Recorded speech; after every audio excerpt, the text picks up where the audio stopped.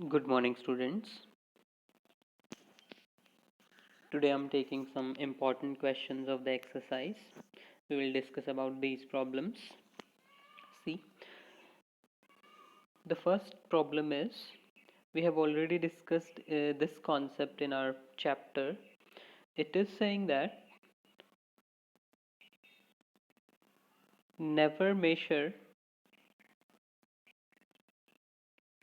elasticity of demand. See, it is saying never measure elasticity of demand in terms of absolute change.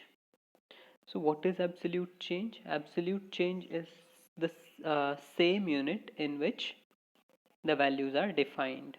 So to calculate the elasticity of demand, we are given the two values, that is quantity, other one is price. Okay, so the change in price will be given in rupees or in the unit of rupees. Okay, and the quantity will be given in units.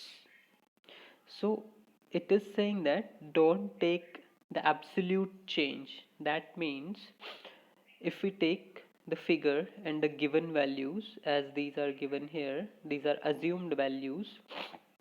See, Q is 10, that is here. Q1 is 15, that is here. That means quantity demanded has been increased, and according to the law of demand, the quantity will have been decreased due to a reduction in price.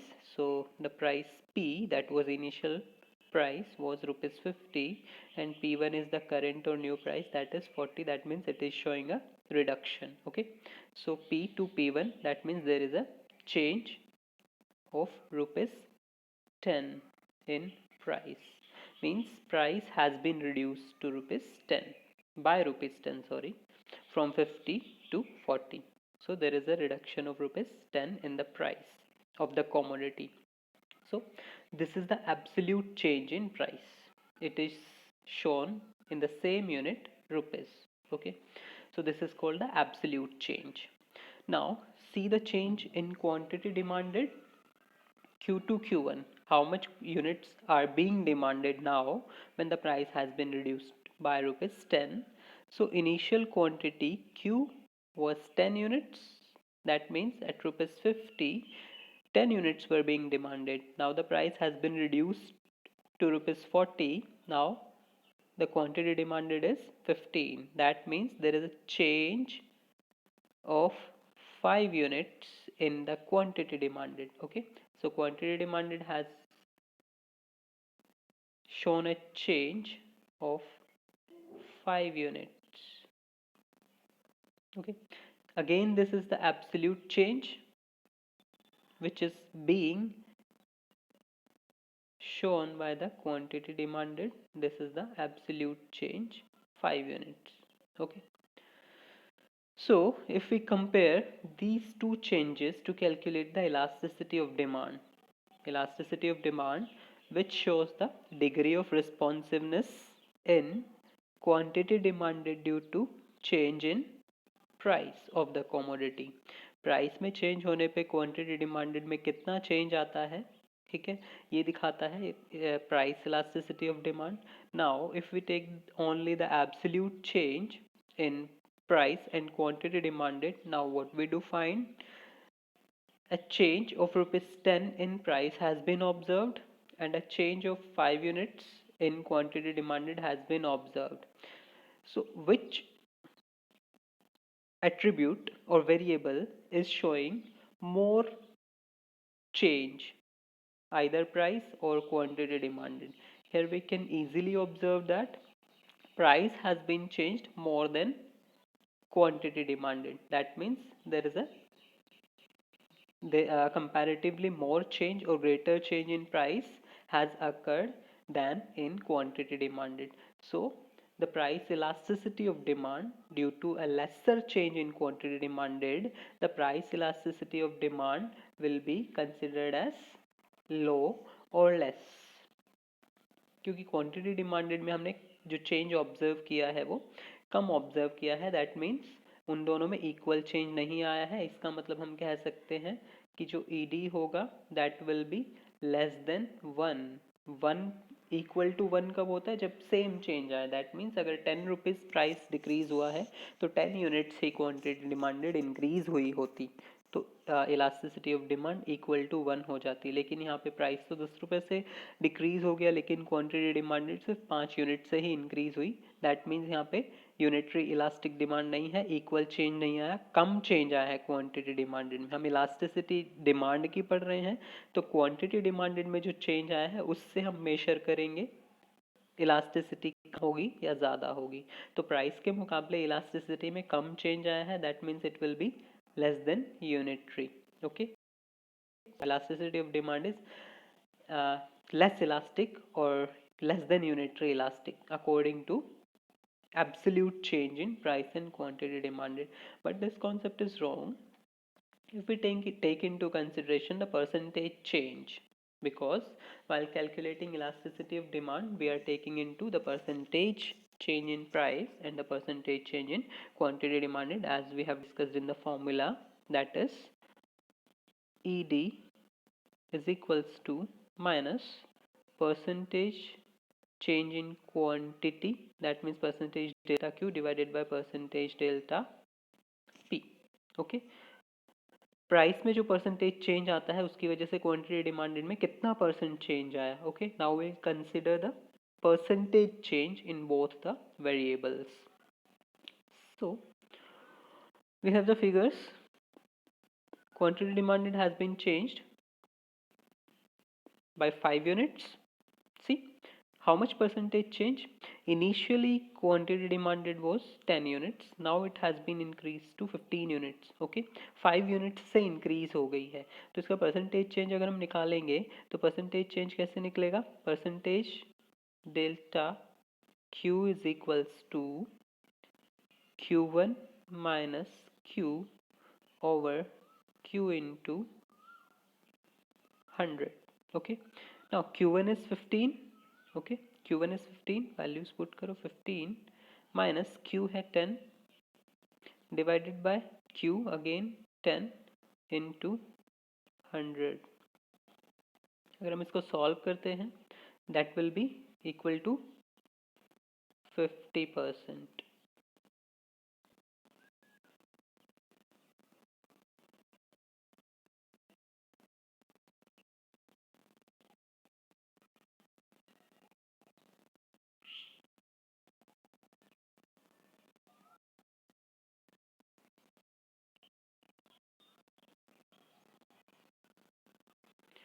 Okay, we have seen that the quantity demanded has been increased by 50%. Okay, now the same change can be calculated for price. P 50, P1 40. Okay, so P1 minus P, that is delta P. Okay, delta P over P into 100 is equals to percentage delta P, percentage change in price. Okay, delta P is 10 divided by P 50 into 100, that is 20% change. Okay, quantity demanded has been increased to 50% by 50%. Sorry, the quantity demanded has been increased by 50% due to a decrease in price by 20%. Price 20% decrease हो जाने से quantity demanded जो है 50% increase हो जाती है। Now quantity demanded has been increased more than decrease in price. Price में सिर्फ 20% का रिडक्शन आया है एंड क्वांटिटी डिमांडेड जो है 50% से इंक्रीज हो गई है। That means quantity demanded is increasing और हैज़ बीन इंक्रीज्ड और has shown a greater increment or has shown a greater response to a change in price. ज़्यादा इंक्रीज हुआ है क्वांटिटी डिमांडेड देन प्राइस और change in price, that means it will be more than 1. So elasticity of demand will be considered as ED is greater than 1. In that case we can say, अगर हम percentage change को consider करें तो जो elasticity of demand है वो unitary elastic से ज़्यादा होगी या 1 से ज़्यादा होगी. Okay, so the point was we should not take into consideration the absolute change जो हमें दिख रहा है कि प्राइस में ज़्यादा चेंज आया है 10 रुपीज से, क्वांटिटी डिमांडेड से 5 यूनिट से चेंज हुई है, तो एब्सोल्यूट चेंज के अकॉर्डिंग तो क्वांटिटी कम चेंज दिखा रही है, मींस इलास्टिसिटी कम है डिमांड में प्राइस के मुकाबले। लेकिन परसेंटेज चेंज देखा जाए कि ये 10 से 15 हुआ है, दैट मीन्स 50% इंक्रीज हो गया है, और ये 50 से सिर्फ 40 हुआ है। ओके, तो इन दोनों का जो चेंज है इनिशियल वैल्यू के अकॉर्डिंग, इनिशियल वैल्यू 10 थी, चेंज कितने का है, 10 का हाफ मीन्स 5, ये 5 यूनिट से इंक्रीज हो गया, 50% इंक्रीज। ये 50 से 40 सिर्फ 10 रुपीज़ का चेंज आया, जो कि उसका सिर्फ 20% है। ओके, तो हम परसेंटेज चेंज देखेंगे, एब्सोल्यूट चेंज कंसिडर नहीं करेंगे। Okay, so moving towards the next problem, that is about the curves. See, we have two demand curves, one is D1, other one is D2. Okay, both the curves have different degree of flatness in their slopes. D2 is more flatter than D1. The curve, demand curve D2 is more flatter than D1. D1 जो है straight है, जो कि तेजी से है या फिर काफ़ी तेजी rapidly decrease हो रहा है, या फिर फॉलिंग डाउनवर्ड है या स्लोपिंग डाउनवर्ड है, रैपिडली या क्विकली। वेरस D2 जो है उसमें इतना रैपिड स्लोप नहीं है, रैपिडली डाउनवर्ड स्लोपिंग नहीं है, ये थोड़ा फ्लैट है, because that means it is showing a gradual change. Okay, धीरे धीरे चेंज हो रहा है, उतना ज़्यादा नहीं हो रहा है। Now what does the flatness of the curve shows? Flatness जो है basically is related with the change of both price and quantity demanded. जो फ्लैटनेस है वो डिपेंड करती है दोनों के चेंज के ऊपर, प्राइस और क्वांटिटी डिमांडेड के चेंज के ऊपर। Okay, now see in our curve, O Y axis पे हम प्राइस लेके चले हैं, ओ एक्स एक्सिस पे quantity demanded. Now they have shown the points in this problem. They did not quantify the problems or the points, but we will take values, we will assign the values to these points to prove our point or to justify the logic. What is it? The logic is flatter the curve, greater the elasticity. Curve जितना ज़्यादा flat होएगा उतना ही ज़्यादा उसकी या फिर demand जो है इलास्टिक होएगी। दैट मीन्स प्राइस में चेंज आने पे क्वांटिटी डिमांडेड प्राइस के मुकाबले ज़्यादा चेंज शो करेगी। ओके, जितना इलास्टिसिटी क्वांटिटी डिमांडेड में चेंज दिखाती है, the change in quantity demanded due to a change in price. Okay, दोनों में इक्वल चेंज आता है तो यूनिटरी इलास्टिक होगी। अगर प्राइस के मुकाबले क्वांटिटी डिमांडेड ज़्यादा चेंज होती है तो दैट मीन्स वो यूनिटरी इलास्टिक से ज़्यादा होगी। Okay, that will be more elastic. हमने पहले भी डिस्कस किया है, मोर देन यूनिटरी को हम मोर इलास्टिक भी कह सकते हैं, and less than unitary elastic को हम लेस इलास्टिक डिमांड भी कह सकते हैं। Okay, so it is saying more the flatter the curve, more or greater the elasticity. Okay, now we will prove. See, if we assign the values to the given points, we cannot find out the exact elasticity. Okay, because मैं दोनों तरह से करके दिखा देता हूँ कि अगर इन गिवन पॉइंट्स को वैल्यू असाइन करेंगे तो हम एग्जैक्ट इलास्टिसिटी नहीं पता कर पाएंगे, अपने पॉइंट को प्रूव नहीं कर पाएंगे। कैसे? अगर मैं S को 15 एंड S1 को 10, दैट मीन्स प्राइस पहले 15 रुपीज़ था S and now it is 10 rupees, S1 change होके। Okay, L1 that is 5 and L2 is 10. Okay, now we have two demand curves, D1 and D2. See, at demand curve D1, the point A, and demand curve D2, the point B, and point S. Okay, for both there is one thing is common in this diagram, that is the price or the change in price remains same for both the demand curves. जो initial price है, current price है, या change in price है, कुछ भी बोलिए, initial price, current price, that means P, P1 और delta P, ये तीनों ही वैल्यूज दोनों ही डिमांड कर्व्स के लिए सेम रहेंगी, आइदर फॉर D1 और D2 ये तीनों वैल्यूज सेम होंगी। ओके, जैसे कि हमें पता है पॉइंट S पे दोनों ही जो डिमांड कर्व्स हैं एक दूसरे को टच कर रहे हैं, या फिर आप कह सकते हो कि अगर फर्दर ये जा रहे होते हैं आगे तो ये इंटरसेक्ट कर जाते हैं, तो हम पॉइंट ऑफ इंटरसेक्शन से भी इलास्टिसिटी चेक कर सकते हैं।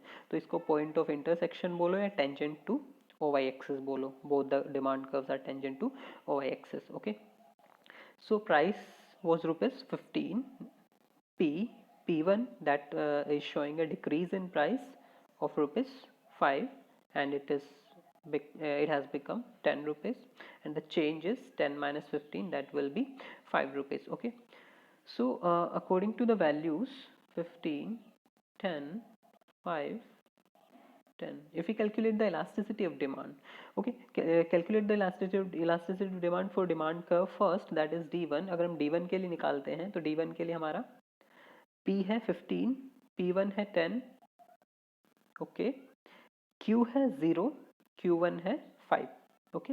Eight rupees 15 you can see, at rupees 15 point S demand curve जो OY एक्सिस पे था, प्राइस तो 15 था लेकिन क्वांटिटी जो थी वो हमारी कितनी थी, 0 थी। ओके, प्राइस 15 था, एस पॉइंट पे जब क्वांटिटी हम पता करेंगे तो OX एक्सिस को पॉइंट को OX एक्सिस पे मिलाएंगे जो कि क्वांटिटी शो कर रहा है। तो एस पॉइंट को जब हमने OX एक्सिस पे मिलाया तो O पॉइंट O पे जाके टच करता है and O is 0, that means quantity demanded is 0। Okay, so P was 15, Q was 0, P1 the price has been reduced to rupees 10, P1 is 10, Q1 is, जब price 10 rupees हो गया तो quantity demanded कितनी हो गई, D1 पे 5 units. Okay, so Q1 is 5। Now we calculate the elasticity of demand by using the formula, that is, okay, keep remember the values, P is 15, Q is 0, P1 is 10, Q1 is 5। Okay, now put the formula, that is delta Q over delta P into P over Q, delta Q, Q1 minus Q, delta Q is calculated with the help of Q1 and Q, the formula is Q1 minus Q, Q1 was 5 units जो कि हमने यहाँ पे L पे लिया था, and Q was 0 because 15 units पे quantity demanded 0 थी, so 5 minus 0, delta Q आ जाएगा 5, delta P is, P was 15 and P1 was 10, again that will be 5, negative आएगा ये, ठीक है, बट हम नेगेटिव साइन पहले ही पुट करते हैं इलास्टिसिटी में तो कैंसिल हो जाएगा, इसका कोई फर्क नहीं पड़ेगा, into P that was 15, so put the value 15 and Q that was 0। okay, now if we solve the equation we will get 75 over 0। okay, that will be equal to infinity, the value will be equal to infinity, elasticity of demand is infinite। okay, so if we assign the values according to these points we will get the elasticity of demand as infinite। okay, so same as the case with the D2, अगर हम D2 की भी निकालेंगे तो हमारी value infinite आएगी क्योंकि same at price S और 15 रुपीज हमारी क्वांटिटी डिमांडेड D1 के लिए भी, क्योंकि D1 का भी पॉइंट सेम है और D2 के लिए भी 15 रुपीज पे पॉइंट सेम है, हमारी क्वांटिटी डिमांडेड या Q 0 ही आएगी। ओके, सो अगेन अगर हम D2 पे इलास्टिसिटी कैलकुलेट करेंगे तो Q हमारा 0 है तो डेल्टा Q भी 0 आएगा, सॉरी डेल्टा जो हमारा डेल्टा P को हम Q से मल्टीप्लाई करेंगे फॉर्मूले में, ओके, नॉट डेल्टा Q 0 नहीं आएगा, बट जो मल्टीप्लिकेशन या प्रोडक्ट है जो फॉर्मूले के अकॉर्डिंग है that is delta Q over delta P into P over Q।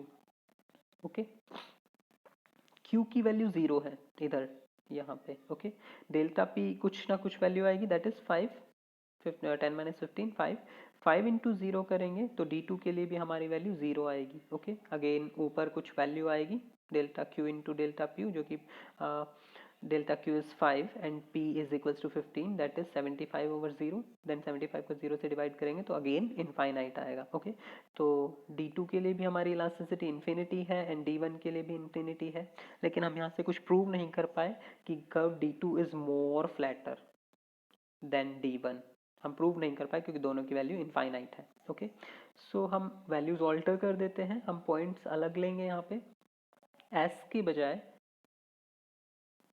हम पॉइंट लेते हैं कोई इधर।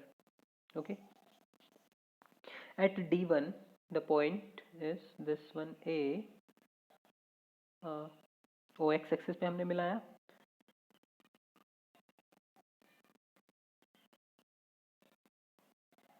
एंड D2 का जो क्वांटिटी डिमांडेड है, एक्चुअली लाइन थोड़ा टेढ़ी मेढ़ी है, तो point is this at D2 and named as B। D1 पे जो हमारा पॉइंट है वो A है, पॉइंट A, एंड इस S को हम हटा देते हैं, ठीक है, नया पॉइंट हमारे पास आया है, इसको हम सिर्फ क्वांटिफाई करेंगे प्राइस को लेके, ओके, प्राइसेस हम सेम लेते हैं, इसको मैं 15 लूँ, इसको 10 लूँ, okay, O is 0, okay, this is 3, this is 5 and this is 10, clear। अब हमारे पास क्वांटिटी डिमांडेड आ गई 3, 5 and 10, okay। now solve the question, values assign करते हैं, P is 15, I have already said that P, P1 and delta P will be same for both the curves, ये जो values हैं ये कभी change नहीं होंगी दोनों के लिए, P, P1 और डेल्टा P दोनों कर्व्स के लिए सेम रहेंगी, सिर्फ Q में चेंज आएगा। हम D1 पे निकाल रहे हैं elasticity, Q is 3, okay, 15 rupees के ऊपर 3 यूनिट्स जो है वो डिमांडेड की जा रही हैं, ओके, Q1 इज 5, क्लियर। जब 10 रुपये प्राइस हो गया तो हमारा ये पॉइंट दिखाएगा Q1 5, ओके, तो Q1 हमने 5 लिया है, क्लियर। अब हम कैलकुलेट करते हैं इलास्टिसिटी, P और P1 से डेल्टा आ जाएगा, delta P that is 5, Q and Q1 से डेल्टा Q आ जाएगा that is 2, okay, value put करते हैं, delta Q over delta P into P over Q, negative sign रहेगा वहाँ पे क्योंकि एक वैल्यू नेगेटिव आएगी, ओवर नेगेटिव वैल्यू कौन सी आएगी, quantity demanded, so delta Q is, जो कि 3 से 5 हो गया है, -2 divided by delta P 5 into P जो कि इनिशियली 15 रुपये था एंड Q इनिशियली 3 था, ओके, वैल्यूज 15 2 ज़ा 30 डिवाइडेड बाय 15 डिवाइड करोगे आएगा 2, दैट मीन्स ED की वैल्यू आ गई है 2 इन डिमांड का फर्स्ट D1 में इलास्टिसिटी ऑफ डिमांड आई है 2। अब हम D2 के लिए कैलकुलेट करते हैं, D2 के लिए हमारी वैल्यूज थी जो हमने यहाँ पे कर्व बनाया था नया,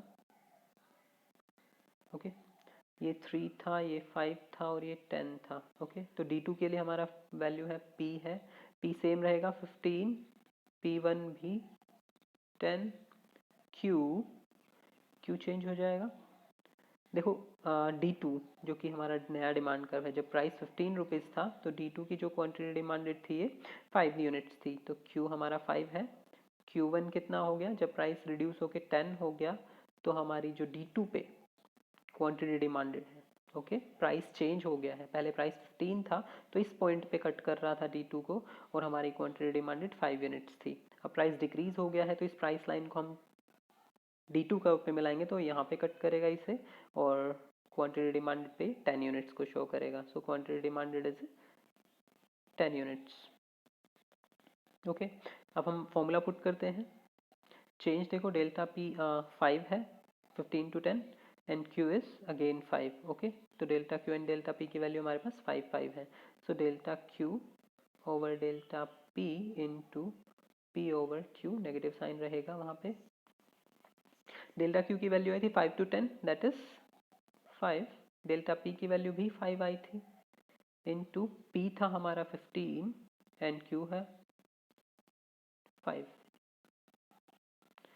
सॉल्व करेंगे, 15 5 ज़ा 75, 5 5 ज़ा 25 is equals to 3, okay, ED is equals to 3 in case of D2 और D1 के केस में आया था वो 2, okay, that means in D2 the elasticity is more than D1, comparatively it is greater than D1, okay, so we can prove easily that flatter the curve greater the elasticity because जितना ज़्यादा flat होएगा curve उतना ज़्यादा quantity demanded ज़्यादा दिखाएगा, okay, यहाँ पे price change होने पे quantity सिर्फ इतना change हुई यहाँ से यहाँ, लेकिन प्राइस चेंज होने पे उतना ही प्राइस चेंज होने पे D2 कर्व ने चेंज जो दिखाया वो इतना ज़्यादा चेंज दिखाया, ओके, तो यहाँ पे क्वांटिटी डिमांड ज़्यादा चेंज हुई है तो ऑब्वियसली ये ज़्यादा इलास्टिक होगी।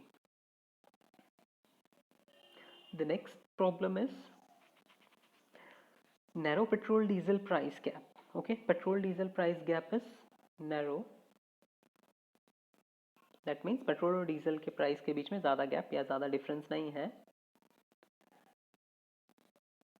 And higher price of diesel cars alter buyer preferences. Means ये कहना चाह रहा है कि पेट्रोल और डीजल के प्राइसेस में ज़्यादा गैप ना हो, और डीजल कार्स के प्राइसेस जो है वो काफ़ी ज़्यादा हैं, तो बायर्स के प्रेफरेंसेस को चेंज कर देगा।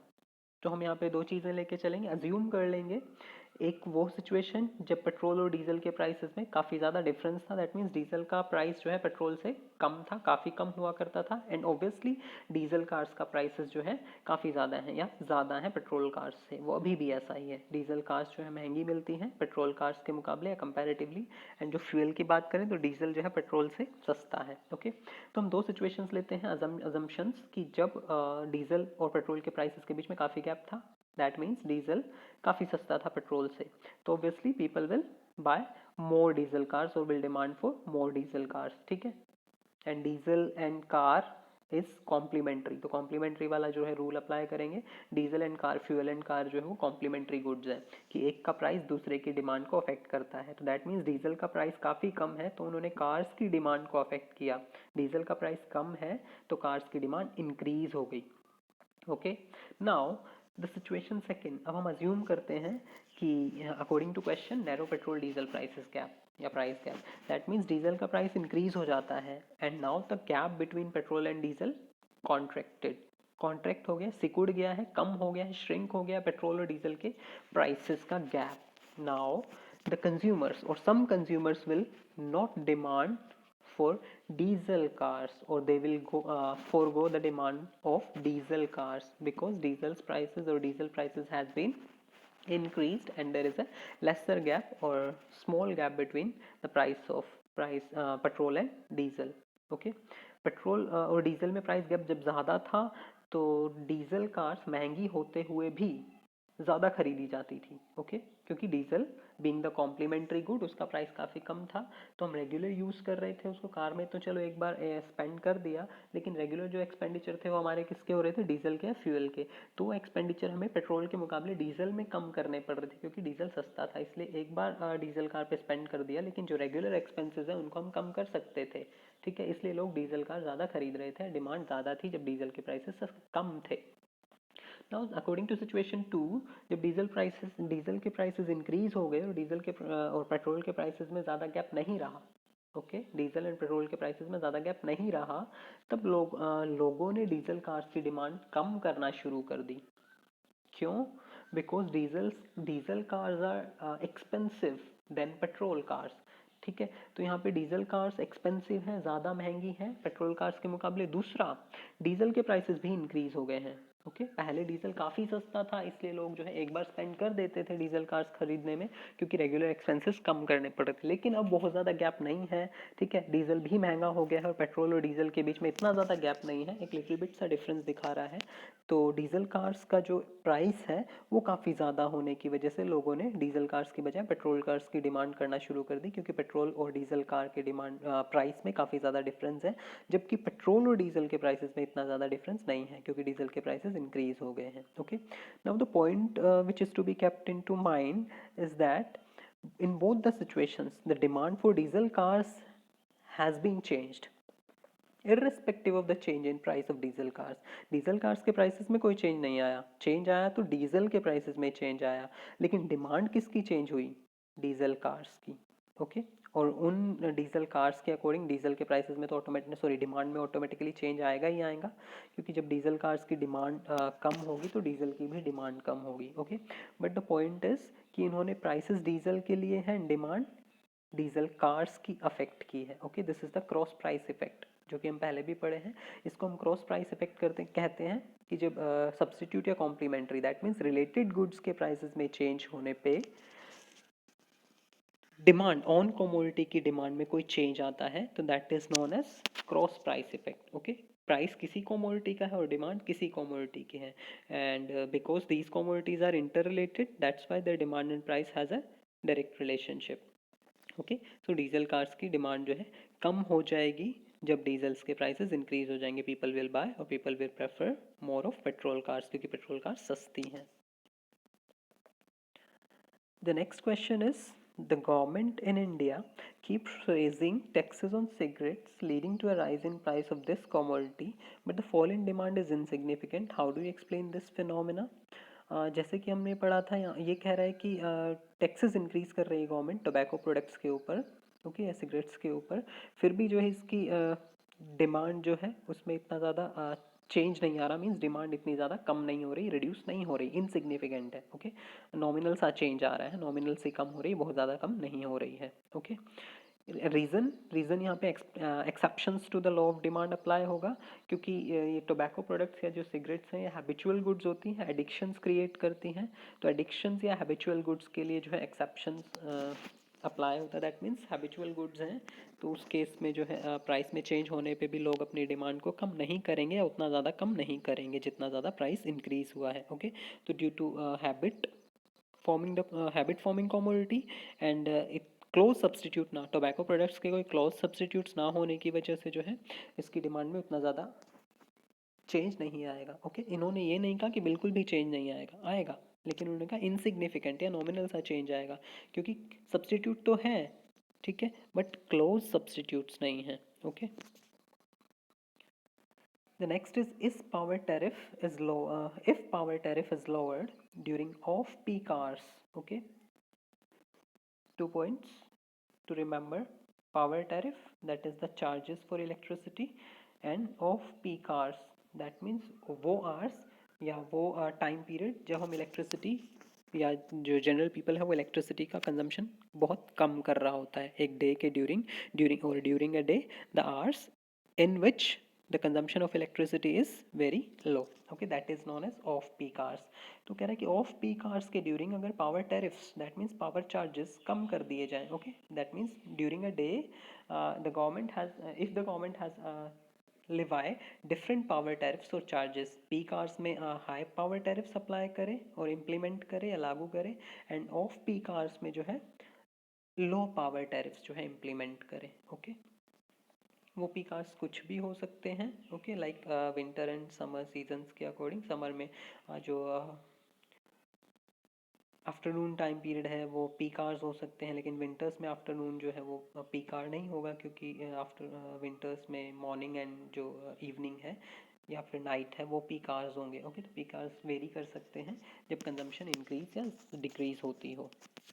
तो पीक आवर्स में कंजम्पशन कम होती है, ऑफ पीक आवर्स में कंजम्पशन काफ़ी कम होती है, पीक आवर्स में कंजम्पशन ज़्यादा होती है, ओके। तो गवर्नमेंट अगर ऑफ पीक आवर्स में जब लोग कंज्यूम नहीं करते हैं इलेक्ट्रिसिटी को या बहुत कम करते हैं उनके लिए पावर टैरिफ्स कम कर दे, so do you think the problem of load shedding is a system और मैकेनिज्म इन विच जो हमारा ग्रिड है, पावर ग्रिड है, वहाँ से जो पावर सप्लाई है उसकी अमाउंट को या कुछ सर्टेन पावर सप्लाई की जो अमाउंट है उसको काट दिया जाता है, कम कर दिया जाता है। और बहुत ही सिंपली या कॉमन लैंग्वेज में बोलें तो हम जैसे फेजेस हैं कि 3 फेजेस हैं इलेक्ट्रिसिटी के, तो किसी एक फेज़ में जो है इलेक्ट्रिसिटी या करंट अवेलेबल नहीं है, 2 फेजेस में आ रहा है, दैट मीन्स वहाँ पे क्या किया गया है कि एक सर्टेन अमाउंट को जो है पावर ग्रिड से या ग्रिड से जो है कट डाउन कर दिया गया है, जिस वजह से एक लिमिटेड करंट ही सप्लाई हो रहा है, so that is load shedding, okay. So do you think the problem of load shedding for household consumption can be solved to some extent? That means वो जो हमारी लाइट कम आ रही है, that means जिसको हम कहते हैं डिम लाइट है या फिर कुछ फेजेस में ही करंट अवेलेबल है, तो वो लोड शेडिंग की प्रॉब्लम है कि ग्रिड से ही कुछ अमाउंट को कट कर दिया जाता है, जिस वजह से जितना रिक्वायरमेंट होती है करंट की, जितनी वोल्टेज की उतनी नहीं आ रही होती है, तो कम आ रही होती है, वोल्टेज लो है, ठीक है, या फिर कुछ फेजेस में अवेलेबल नहीं है करंट, ओके। तो वो लोड शेडिंग की प्रॉब्लम सॉल्व हो जाएगी, दैट मीन्स लो वोल्टेज नहीं होगा या फिर जो फेजेस आउट हैं वो नहीं होंगे अगर ऑफ पीक आवर्स में टैरिफ कम कर दिए जाएं।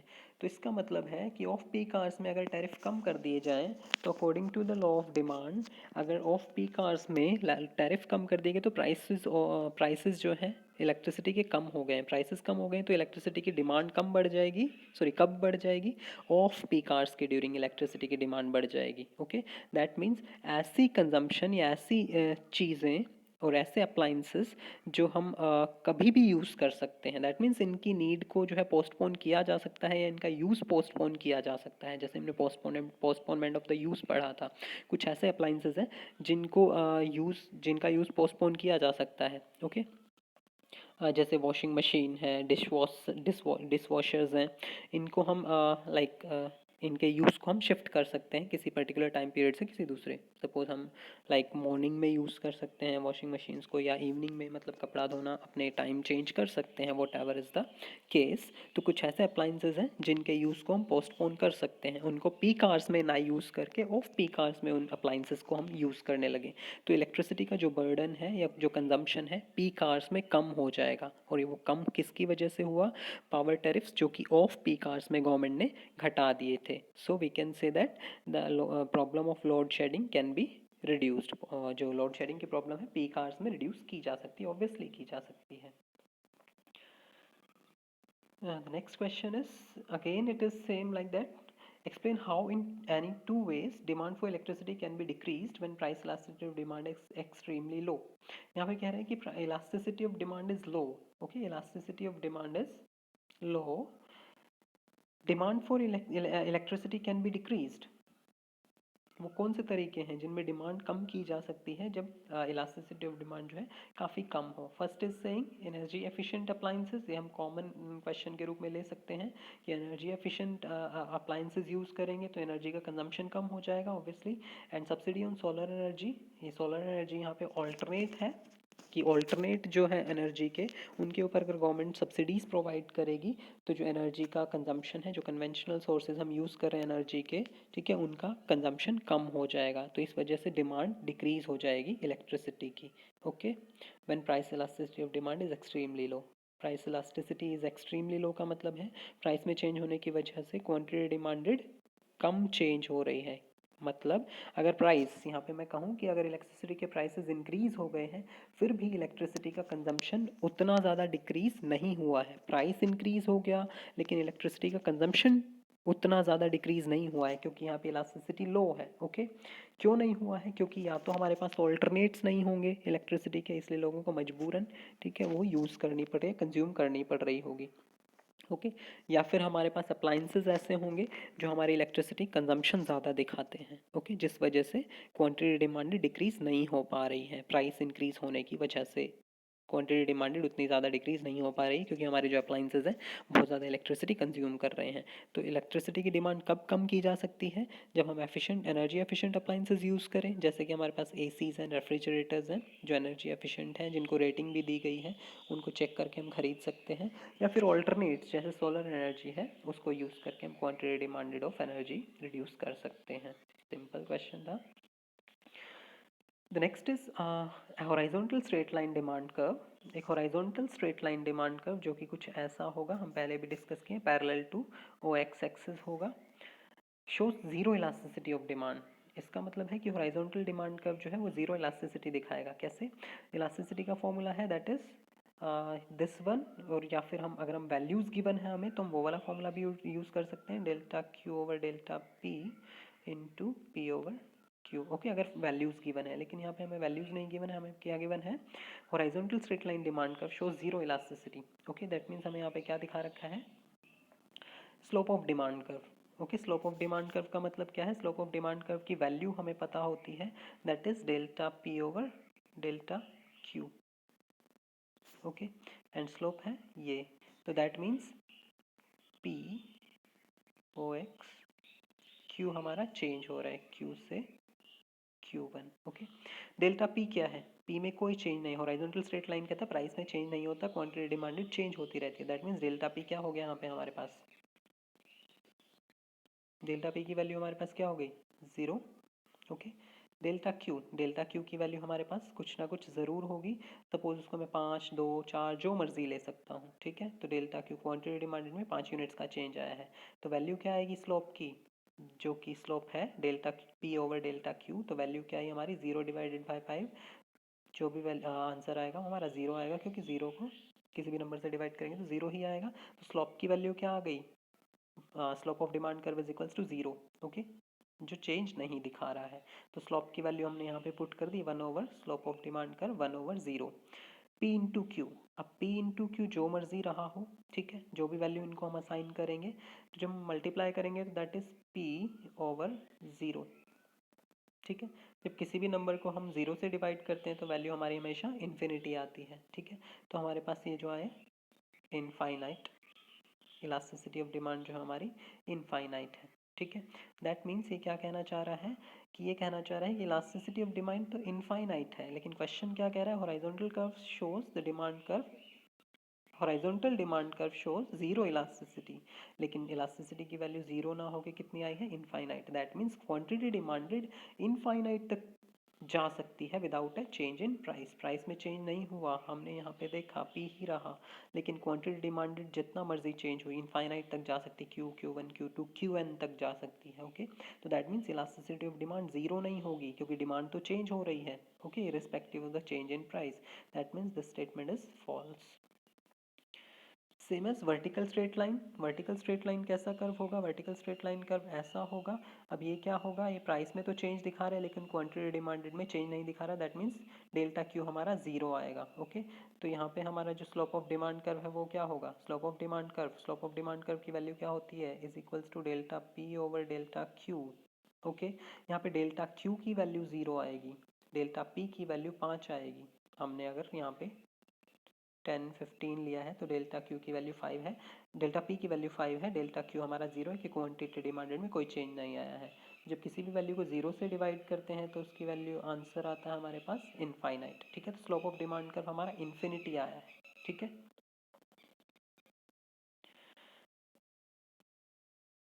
It is saying that a vertical straight line demand curve shows that demand rises to infinity even when price remains constant। अब हमारे पास स्लोप की वैल्यू तो इन्फिनिटी आई थी, ठीक है।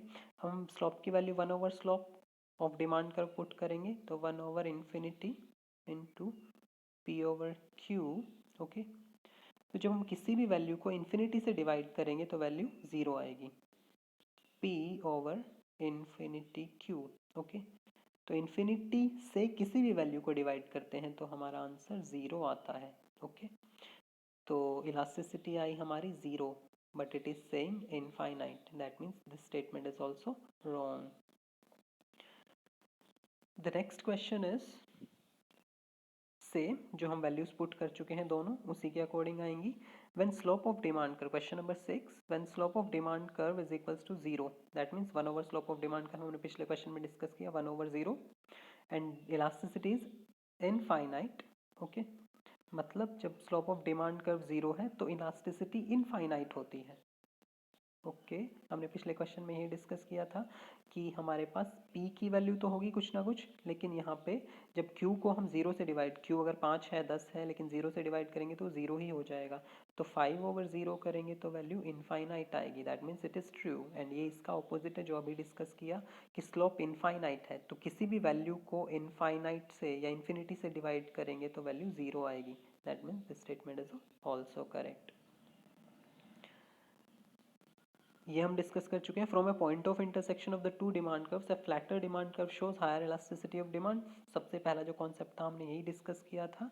यहाँ से तो जो ज़्यादा फ्लैटर है दिस वन, ठीक है, ये हमारा ज़्यादा इलास्टिक होगा, okay. so these are the problems which were some complex problems, so I have discussed, and you have to try some more questions of the exercise on the basis of these concepts.